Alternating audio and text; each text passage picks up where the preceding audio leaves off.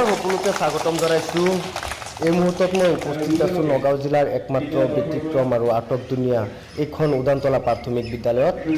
আৰু আজি আমি আপোনালোকক দেখুৱাম সৰ্বদিশতে পিছপৰা অঞ্চলৰ সৰ্বদিশতে আগবঢ়া সকলোতকৈ ব্যতিক্ৰম নগাঁও জিলাৰ ভিতৰত সকলোতকৈ আটকধুনীয়া এইখন চৰকাৰী বিদ্যালয়ৰ A to Z দৃশ্য। উল্লেখ্য যে বুধবাৰৰ দিনটোত এইখন বিদ্যালয়ত অনুষ্ঠিত হৈছিল প্ৰথম পৰ্যায়ৰ গুণোৎসৱ আৰু আজি আমি আপোনালোকক দেখুৱাম সকলোতকৈ ব্যতিক্ৰম এইখন বিদ্যালয়ৰ প্ৰতিটো দৃশ্য।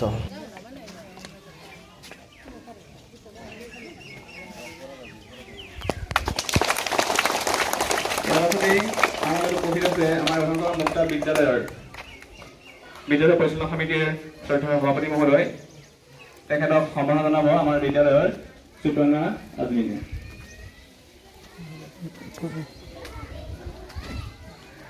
ইয়াৰ পাছতে আমাৰ উপস্থিত আছে আমাৰ এই বিদ্যালয়ৰ মাতৃপিতাৰ সভাপতি মহোদয়া আমি তেখেতকো আমাৰ সম্বৰ্ধনা জনাব বিচাৰিছোঁ। তেখেতক সম্বৰ্ধনা জনাব উমৰ ফাৰুক।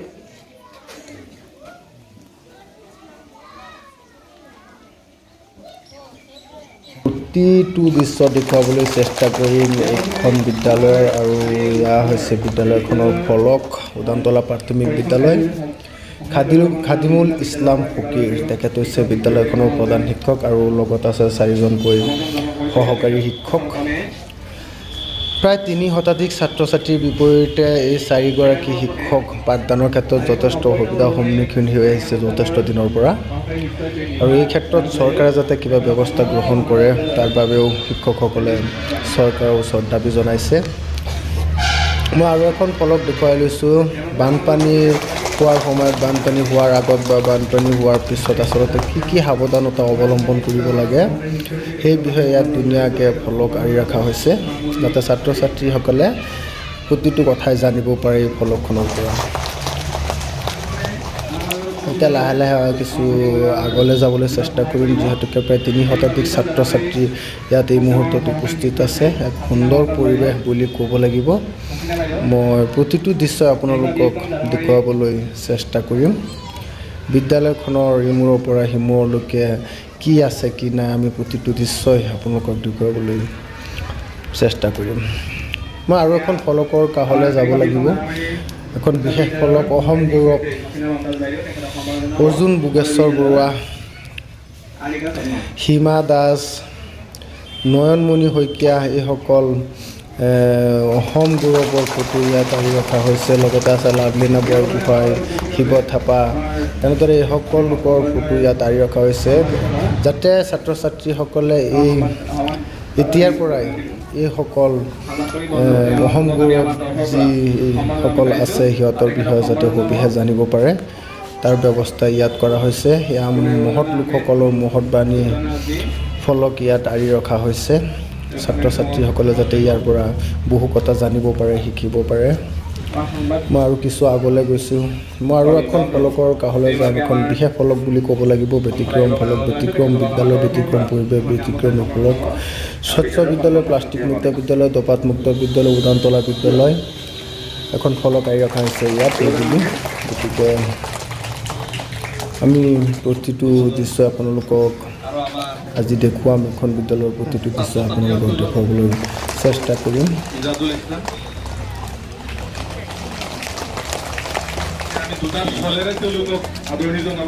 আৰু এখন ফলক আপোনালোকক দেখুৱাইছোঁ। প্ৰাকৃতিক দুৰ্যোগৰ পৰা হাত সাৰিবলৈ প্ৰস্তুতি, ভূমিকম্প হোৱাৰ সময়ত আচলতে কি কৰিব লাগে, কেনেদৰে নিজকে ৰক্ষা কৰিব লাগে তাৰ প্ৰতিচ্ছবিসহ এখন ফলক ইয়াত আঁৰি ৰখা হৈছে যাতে ছাত্ৰ ছাত্ৰীসকলে ইয়াৰ পৰা ভূমিকম্পৰ বিষয়ে জানিব পাৰে বা ভূমিকম্পৰ ফলত কেনেদৰে নিজকে ৰক্ষা কৰিব পাৰি সেই কথা যাতে জানিব পাৰে। ইয়াত আৰু এখন ফলক আছে উদানতলা মুক্ত বিদ্যালয়, বিদ্যালয়ৰ দৈনন্দিন পাঠদানৰ সময়সূচী, দৈনন্দিন যি পাঠদান সেই পাঠদানৰ সময়সূচী এখন ফলক বিদ্যালয়খনৰ সন্মুখত তেনেদৰে আঁৰি ৰখা হৈছে। প্ৰতিগৰাকী ছাত্ৰ ছাত্ৰীয়ে এই ফলকখন চাই জানিব পাৰিব, যি পাঠদানৰ নীতি নিয়ম সকলো কথা ইয়াৰ পৰা জানিব পাৰিব। মই আৰু এখন ফলক দেখুৱাই লৈছোঁ। এখন সুৰক্ষা শপথৰ ওপৰত এখন ফলক ইয়াত সুন্দৰকৈ আঁৰি ৰখা হৈছে।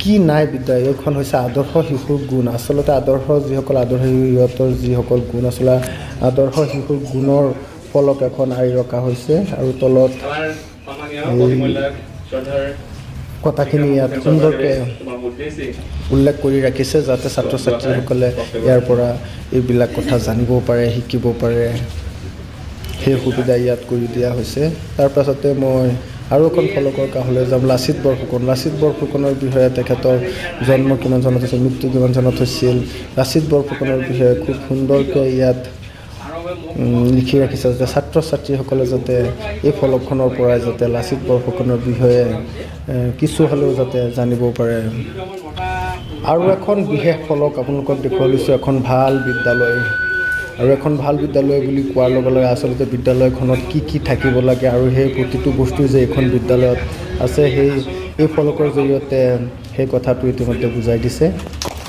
আৰু মই এতিয়া কিছু আগলৈ যাম আৰু কিছু দৃশ্য আপোনালোকক দেখুৱাবলৈ চেষ্টা কৰিম আমি শাৰী পাতি নিজৰ নিজৰ শ্ৰেণীকোঠাত প্ৰৱেশ কৰিবৰ কাৰণে অনুৰোধ জনাইছোঁ আৰু আমাৰ সমূহ অভিভাৱক অভিভাৱিকা আমাৰ বিদ্যালয় পৰিচালনা সমিতিৰ সমূহ সদস্য মাতৃগোটৰ সদস্য সকলোকে আমি বিদ্যালয়ৰ একাষত তেনেকৈ ৰৈ আমাৰ নতুন যিটো ৰুম আছে আমাৰ কিটচেন ৰুমৰ কাষত তাতে তেনেকুৱা আসন গ্ৰহণ কৰিবৰ কাৰণে অনুৰোধ জনাইছোঁ ইয়াত দেখুৱাই লৈছোঁ আৰু এটা দৃশ্য আপোনালোকক বিশেষভাৱে সক্ষম এজন ছাত্ৰক এই প্ৰাক্তন সভাৰ সন্মুখৰ হুইলচেয়াৰত তেনেদৰে বহুৱাই ৰখা হৈছে ছাত্ৰজনক সকলো ছাত্ৰতকৈ আগত ছাত্ৰজনক আৰু এই দৃশ্য হয়তো আপুনি অন্যান্য বিদ্যালয়সমূহত দেখা নাপাব আৰু এই মুহূৰ্তত প্ৰাৰ্থনা সভা সমাপ্ত হৈছে প্ৰতিগৰাকী ছাত্ৰ ছাত্ৰীয়ে এতিয়া নিজৰ শ্ৰেণীকোঠাত প্ৰৱেশ কৰিব এনেদৰে শাৰী পাতি নিজৰ শ্ৰেণীকোঠাত গৈ প্ৰৱেশ কৰিব আৰু তাৰ কিছু দৃশ্য দেখুৱাই দিছোঁ আপোনালোকক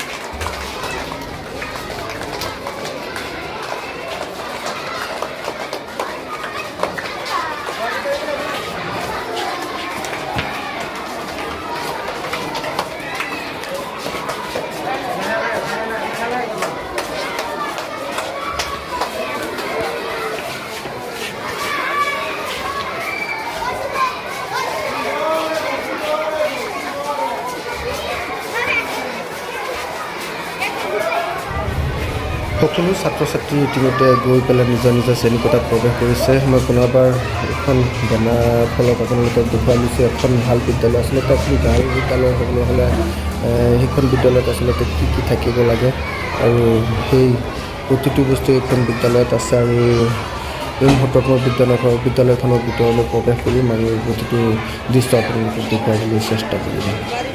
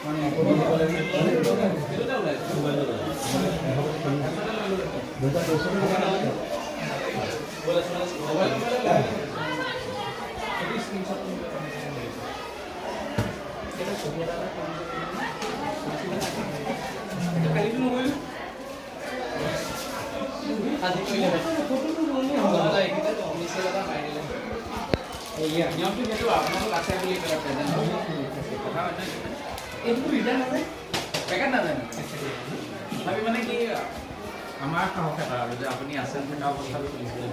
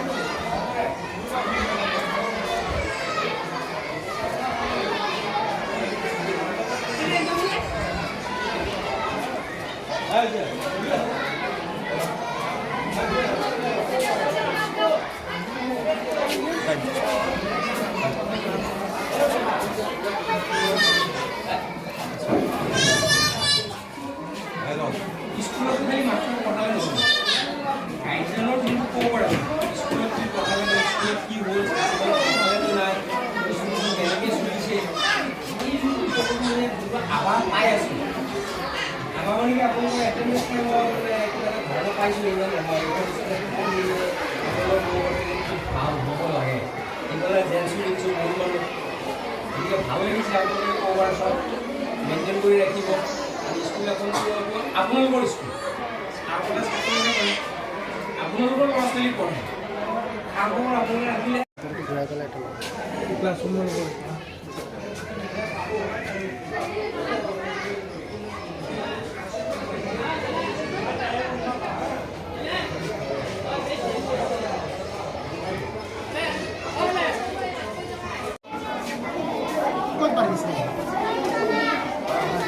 কেতিয়াবা দুখন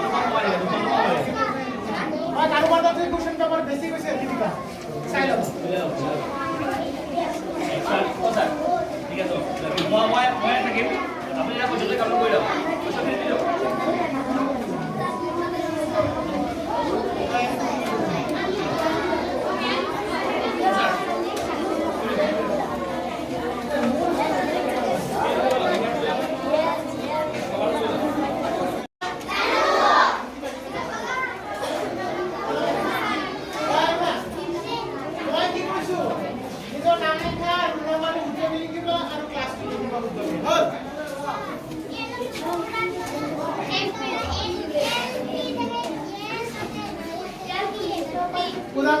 LPS लिखी दिले LPS लिखी